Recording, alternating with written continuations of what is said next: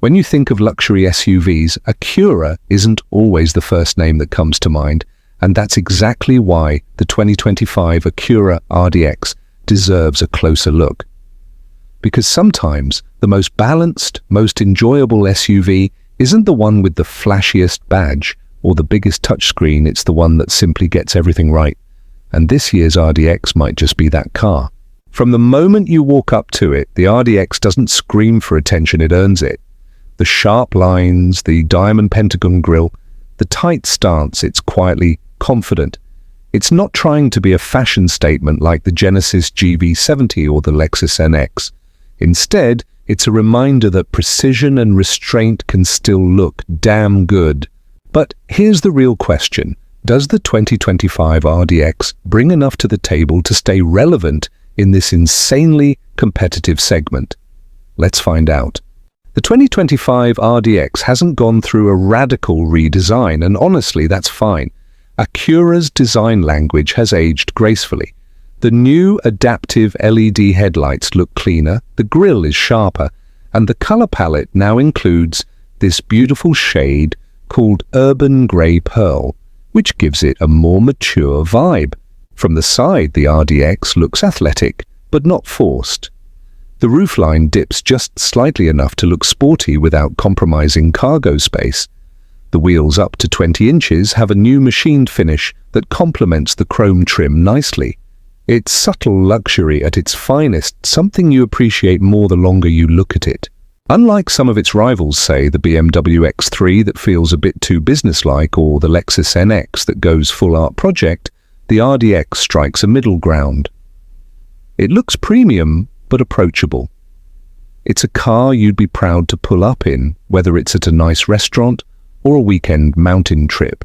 Step inside the RDX and it's clear Acura knows its audience. You won't find a dozen flashy screens like in a Mercedes GLC, but you will find a cabin that feels solid, well-built, and driver-focused. The materials have improved this year: softer leather, finer stitching, and a much better use of aluminum trim around the console. The seats? Easily among the best in class, supportive without being stiff, heated and ventilated in the right trims. And for 2025, Acura added noise-cancelling tech and extra cabin insulation, which makes the ride whisper quiet perfect for long drives. What I personally love is that the RDX doesn't overdo the tech. You still get a digital cluster and an updated 12.3-inch infotainment system that finally supports wireless Android Auto and Apple CarPlay. But crucially, Acura improved the touchpad interface, which was one of the biggest complaints from previous owners. It's still not perfect, but it's miles better now. Under the hood, Acura still uses the tried-and-true 2.0-litre turbocharged four-cylinder engine, making around 272 horsepower and 280 lb-ft of torque. It's mated to a 10-speed automatic transmission that's smoother than before. You can get it in front-wheel drive or Acura's SH-AWD, which, let's be honest, is the one you want. Driving the RDX is still a joy. It doesn't have the brute force of a BMW X3 M40i, but it doesn't need to. The steering feels sharp and the suspension strikes that sweet balance between comfort and agility. It feels like a driver's SUV, not just a family hauler. Acura also tweaked the drive modes: comfort, sport, snow, and individual, and you can feel the difference. In sport mode, the steering tightens up and throttle response becomes crisp. It's not fast in a straight line, but it's fast enough to make you smile every time you hit the throttle. The tech experience in the 2025 RDX is clean and smart. Acura's ELS Studio 3D sound system is still one of the best in the business. 16 speakers of absolute clarity. The wireless charging pad is faster, and the head-up display now offers real-time navigation prompts that actually make sense.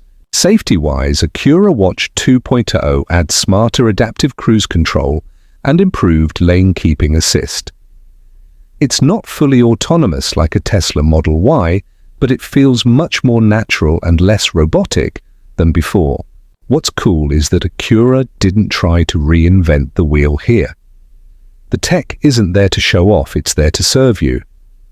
Everything's functional, intuitive, and tuned toward the driver. Driving the RDX daily feels easy. The ride quality is more refined now with adaptive dampers that smooth out rough roads without making it floaty.